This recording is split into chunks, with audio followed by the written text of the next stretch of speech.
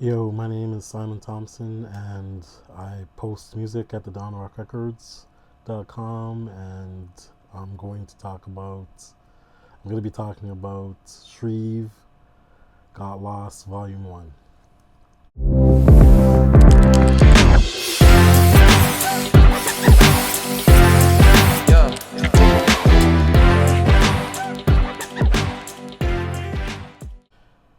Yo, so I had the pleasure of having an album sent to me to be reviewed, and it's by an artist called Shreve, I'm familiar with. I've been familiar with for quite a while now. Maybe, I don't know, 6 or 7 years now. Um, and he has his album he sent me is called Shreve Got Lost, Volume 1. And I just wanted to talk about it because I've had the pleasure of listening to it for a couple weeks now. And if back in the early 2000s, there was like an onslaught of independent hip hop music coming out. Like Ruckus Records, like bust open the barn doors, as you can say, as they say, and a whole like I don't know into the thousands of just great, hip hop music was coming out. Thousands, I mean, artists, producers, writers, all kinds.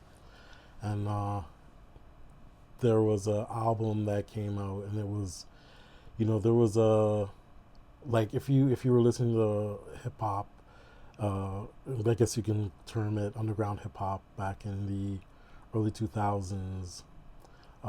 There were, you know, uh, just a ton of albums that were just perfect from top to bottom. And a lot of times it would be one producer, one rapper, MC, whatever. And, it would be a tight album, usually 10 to 12 songs. And sometimes like a bonus. A lot of times the bonus, I can't remember what you'd call it now, the bonus track or whatever, the hidden bonus track. Pardon me. And in this litany of like hundreds of albums, there's like when the '90s didn't really disappear. Like the golden era didn't disappear; it went underground, and like it was, a lot of people will go on about how great the '90s were, but the early 2000s, like 2002 to 2006, I would say there were albums, there were too many, and they were just all great. But there's one album that came out, going back to what I was talking about, because I like to go on a tangent. There was one album that came out that really, like, there was this flow of albums, and then there was like a blip. There was like one album really, like, burst out and exploded, and it was by an artist called Superstition, and the album was called The Deadline, and I think it was entirely produced by M Phases. Anyway, this album was like it's the first time, like it was a debut album, and it was the first time. I think it was a debut. I think it might come out with an EP. But it was like the first. It was like it was just like an explosion. He just kind of came out of nowhere, but it was like instant.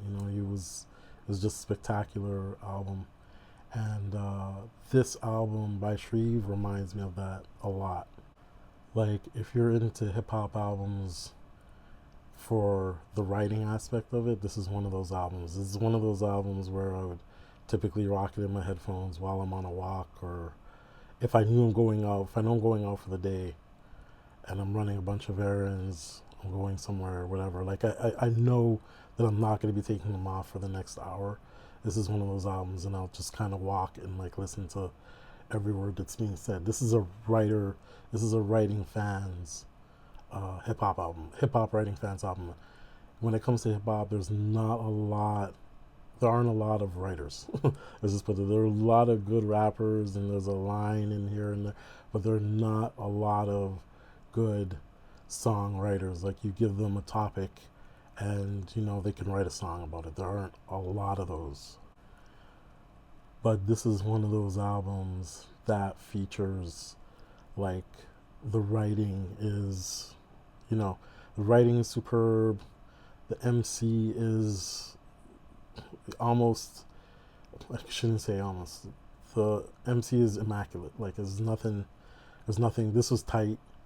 This is, and you know, there's no, I don't know if there's a cutting room floor, but this is like one of those albums. And if you grew up with hip hop like I did in the early 2000s, when you listen to these albums, you'd find it hard to believe that there were like 29 tracks or 30 tracks and they picked like the best 10 or something, right? Like they sat down and wrote this whole album, like, you know, right there.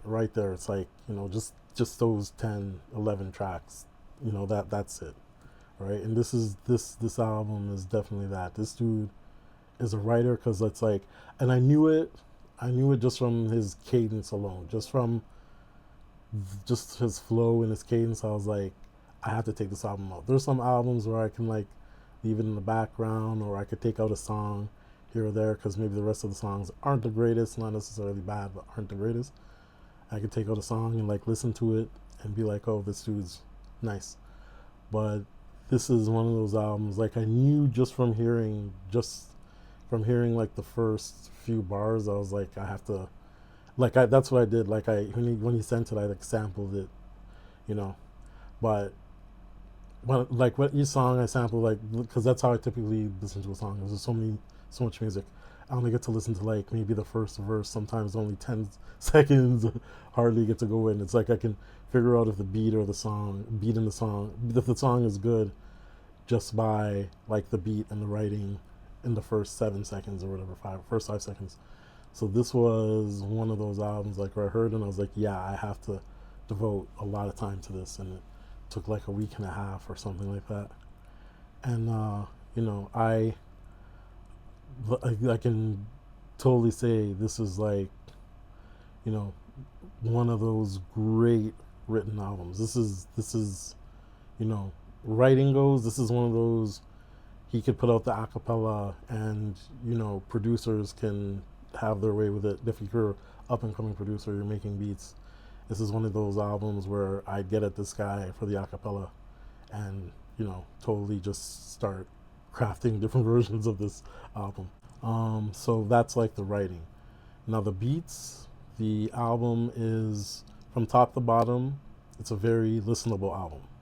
The thing to keep in mind about early 2000s hip hop is a lot of time you were listening to the writer, you were listening to the rapper, you're listening to, that's where your focus was, his writing, his cadence, his flow. And this is like, he's perfect. Like I said, there's nothing wrong with that at all. A lot of times the beats were good, but the writing was so good that it could make the beats be like, you know, oh, these are okay. Now the beats on this album are really good, but I would say that, you know, with the way the writing is, with the way the rapping is, it's very hard to make beats for these types of rappers that are going to be able to stand out. They'll be able to stand out with a lesser degree writer, but with cats like this, they beat up the beats, right? And that's a lot of times what happens with like great MCs, great writers, like people like Nas, cats like Nas, right? People say, oh, Nas picks bad beats. Nas, you are listening to the writing, right? You're listening to the raps. A cat like Jay-Z, now, while he's got like, he's a street rapper, so, you know, someone who freestyles, he's, you know, you're just listening for the good punchline here and there and stuff like that. But his beats, Jay-Z always made sure his beats were kind of clubbish because it's a package, right? But a cat like Nas, so people go, he picks bad beats. If you listen to Nas's beats that he raps on, they're probably stellar to like, you know, the average rapper. But a cat like Nas is because you're listening to the lyrics so much. If you're really clued in, if you're really listening to a Nas album, you're listening to the lyrics. So then you're like, you know, oh, you're always like, the beat. You never talk about Nas and go, oh, that track was fire. You go Nas is a bad rapper. Nas is a badass rapper. Nas is nice. You say Nas is nice. You don't go his songs are nice. You go Nas is nice, right? So that's the thing with like a cat like this. The beats were good because I love the beats. You know, they do. They're like I said. They just do. It's like they just do their job. You know what I mean?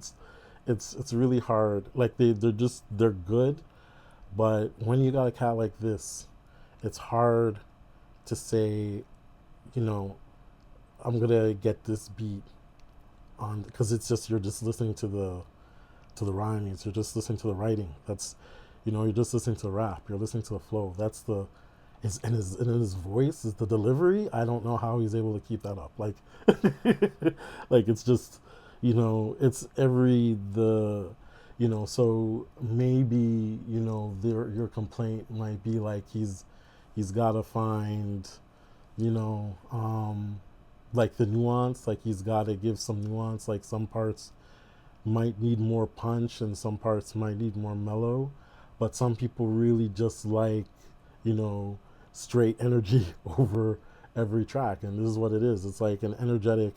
It's very he raps very energetically, and so like I said, is it will outshadow the beats, and after a while you're not listening to the beat, you're just making sure he's on beat and that like the song is tight, but you're not like necessarily nodding your head. You're just really listening, right? And there were a ton of rappers like this. There are still a lot of rappers like this who it's like you know the the main draw is the lyrics.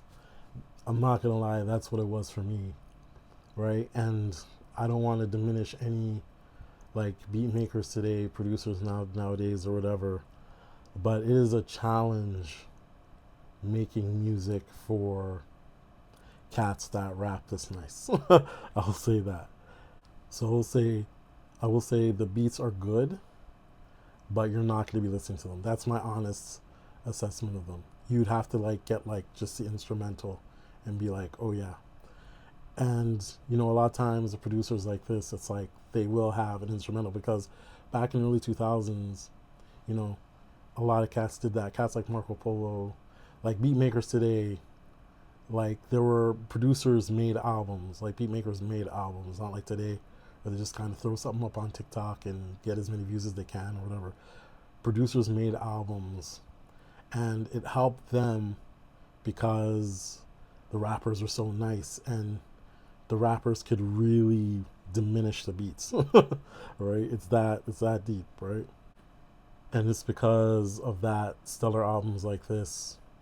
You can't find necessarily a standout track because everything he says is standout. So all you can really do, when you would hear rappers like this back in the early 2000s, you'd be like, where's the street track? Where's the club track? Where's the poignant track? Where's you just kind of try to find the genres, right? Because you can't go like, oh, this is the single, right? The whole album is, right? So it's always been a dilemma, but there's a pleasure in listening to these albums if you're really going in and listening to it. Like if you listen to the lyrics on this album, it's very good, freaking right. Like if you're a writer yourself, like this is one of those albums where you go, I if you've written something, it really influences you, and you have to be careful because you can end up trying to sound like people like this. Like you can find yourself going, I didn't write enough. It's not right. It's not substantial enough because this is So that's what's going on like with this album, man. So it was fun to listen to, right? And if you get a chance to listen to it at the website, you'll see what I'm saying, and you go in and you listen to Superstition's A Deadline, and you'll see what I'm saying. Is it's the same vein. There was nothing on Superstition's first album either that was like stand out. It was just you went from top to bottom, but you're listening to the lyrics. It's really important that you listen to the raps because you know this was like a very tightly written album. This and it was specifically written. It was specifically this album was made specifically for you to listen to the lyrics more than anything else. More than it's made for you to bob your head or to dance to or anything like that. It's for you to listen to more than anything than to have in the background or something. You have to like be listening to this album. It's a listener's album, so you know. I will say that I as good as the album was, there were a couple tracks where the energy left, and because it got me in the flow of like energy.